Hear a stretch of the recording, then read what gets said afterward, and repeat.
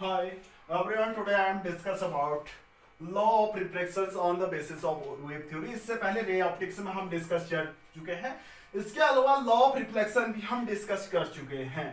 तो क्या होता है, रे ऑप्टिक्स में हम पढ़ चुके हैं, स्नेल्स रूल प्रूव किया था हमने। इसके अलावा इंसिडेंट रे और क्या होते हैं, इंसिडेंट रे, रिफ्लेक्टेड रे और क्या नॉर्मल एक ही प्लेन में होते हैं। दो रूल है, इसको हम क्या कर रहे हैं, प्रूव करने वाले हैं with the help of wave theory. देखो अब हम क्या लेते हैं, सपोज एक लेते हैं इसमें रिफ्रैक्टेड सरफेस।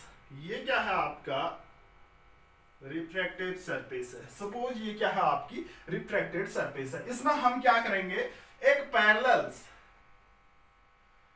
इंसिडेंट रे डालते हैं, एक पैरेलल इंसिडेंट रे है। ये क्या है आपकी पैरेलल इंसिडेंट रे है।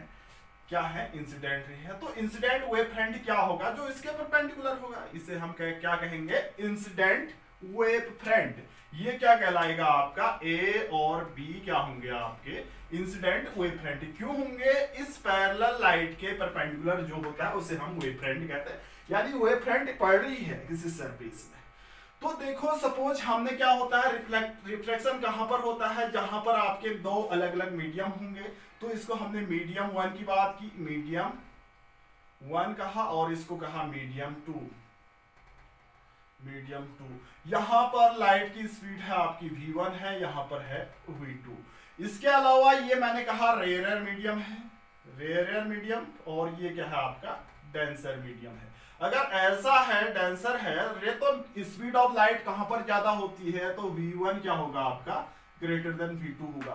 क्यों होगा, क्योंकि मीडियम वन क्या है आपका रेयर है, तो यहां पर स्पीड ऑफ लाइट क्या होगी, ग्रेटर देन v2 होगी। देखो ये ए पॉइंट पर पहले पहुंच जा रहा है, ये कितने डिस्टेंस ट्रेवल करेगा इस रिफ्लेक्टिंग सरफेस तक जाने में। यहां पर सपोज कोई पॉइंट है आपका डी पॉइंट है, ये डी पॉइंट है, t इक्वल टू 0 पर यहाँ है, आफ्टर t टाइम पर यहाँ पर है। तो यहाँ पर हम क्या कर सकते हैं, ये कितने डिस्टेंस ट्रेवल करेगा, तो bd कितनी होगी, bd डिस्टेंस कितनी ट्रेवल करता है, स्पीड इंटू टाइम, यानी वेलोसिटी इंटू टाइम। वेलोसिटी क्या है, v1 into T, v1 into T time के बाद ये bd पर होगा, तो कितने डिस्टेंस ट्रेवल करेगा, v1 इंटू टी। तो ये क्या होगा आपका v1 इंटू टी होगा। तो देखो ये मीडियम, तो ए पॉइंट्स कहां पर होगा आफ्टर टी टाइम के बाद। देखो डेंसर मीडियम में क्या होती है, स्पीड कम होती है, तो क्या होगा, ये डिस्टेंस भी कम ट्रेवल करेगा। सपोज कोई किसी डिस्टेंस ये कहां पर है, किसी टाइम यहां पर है, यानी इससे पीच कम होगी। ये डिस्टेंस कहां पर है, यहां पर है, सपोज यहां पर है, यानी टी टाइम के बाद ये सी पॉइंट पर है, जिससे हमने कहा ये सी पॉइंट पर है। तो ये क्या होगा, ए सी कितना होगा आपका v2 इंटू टी। देखो ये v1 टी क्या होगी, ग्रेटर होगी, v2 टी क्या होगा, स्मॉलर होगी। क्यों होगी, ये रेयर मीडियम की में क्या होगी, ज्यादा स्पीड से चलती है, तो ये क्या होगा आपका ज्यादा होगा।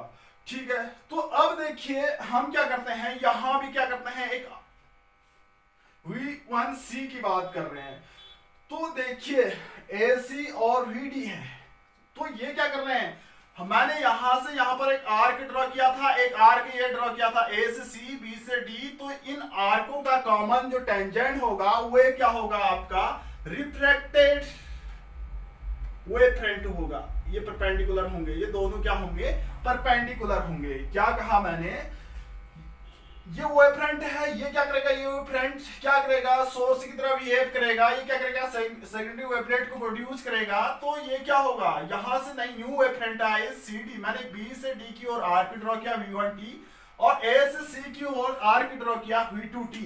इनका कॉमन टेंजेंट C और D लिया, तो इसको मिलाया तो न्यू वेव फ्रंट मिली हमें, जो रिफ्लेक्टेड वेव फ्रंट कहलाएगी, रिफ्लेक्टेड वेव फ्रंट क्या होगी, CD होगी। यहां पर इंसिडेंट वेव फ्रंट क्या है, इंसिडेंट क्या है आपकी वेव फ्रंट है AB, incident wave front AB है। तो देखो अब इसकी रिफ्लेक्टेड रे कैसी होंगे, इस वेव फ्रंट के क्या होते हैं, परपेंडिकुलर होंगे, तो वो इस टाइप से क्या होंगे आपकी रिफ्लेक्टेड रे होंगी। यानी AB क्या है आपकी इंसिडेंट रे है, और CD क्या है आपकी रिफ्लेक्टेड रे है। ठीक है, अब बात करते हैं हम यहाँ पर इंसिडेंट एंगल और रिफ्रैक्टेड एंगल की बात करते हैं। तो क्या होगा, यहाँ पर हमने क्या किया, एक पर नॉर्मल ड्रॉ किया, ये एन है, सॉरी ये आई एंगल है, इंसिडेंट एंगल्स, ये कितना होगा 90 माइनस आई, और ये कितना हो जाएगा आपका आई है। ठीक है, ये तो होगा आपका इंसिडेंस एंगल। इसके अलावा मैंने कहा रिफ्रैक्टेड एंगल ये है नीचे की ओर, ये आर है, ये क्या है आपका आर है, तो ये कितना होगा आपका 90 माइनस आर होगा, कितना होगा आपका 90 माइनस आर है। ठीक है, अब देखो ये क्या है, परपेंडिकुलर है यहाँ पर, क्योंकि नॉर्मल है, ये परपेंडिकुलर है, ये कितना हो जाएगा आपका अपने आप ही आर हो जाएगा, ये क्या होगा रिफ्लेक्टेड एंगल होगा। ए भी क्या है इंसिडेंट वेवफ्रंट्स, और सी डी क्या है रिफ्लेक्टेड वेवफ्रंट। ठीक है, अब यहाँ पर कुछ ऐसा नहीं है, अब हम यहाँ पर दो ट्रायंगल यहाँ पर भी बन रहे हैं, दो ट्रायंगल मीन्स आपकी ए बी डी और ए सी डी। देखो ए बी डी की बात कर रहे हैं, और ये है आपका ए बी डी, देखो ए बी ये है, और ये क्या है आपका डी है, और ये क्या है, देखो यहां पर डी पर क्या है परपेंडिकुलर है, ए बी डी, डी पर परपेंडिकुलर है, और ये क्या है आपका एंगल, ये एंगल आई है, ये एंगल आई है। ठीक है, ए बी डी इस ट्रायंगल की बात करें। दूसरा ट्रायंगल ए सी डी है, ए सी डी की बात कर रहे हैं, आप क्या करते हैं A C D, A B D suppose ये, सॉरी ये बी डी है, और ये क्या है आपकी बी है।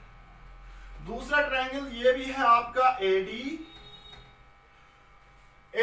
डी और ए सी, यहां पर सी पर क्या है परपेंडिकुलर है, ये सी पर परपेंडिकुलर है, तो हमने ऐसे ड्रॉ कर रखा है, सी पर ये क्या है आपका परपेंडिकुलर है, इसको हमने कहा सी, इसको हमने कहा सी, और ये 90 डिग्री, ये क्या है आपका आर एंगल है, ये चीजें दे रखी है। इसके अलावा हम BD को हम क्या लिखते हैं, BD को लिखते हैं V1T, और AC को लिखा गया है V2T। ठीक है, इस टाइप का है आपका। अब देखिए यहां पर क्या होता है ट्रायंगल, अब दोनों ट्रायंगल में जाते हैं, इन triangles ABD, sine i is equal to क्या होता है perpendicular, sine i is equal to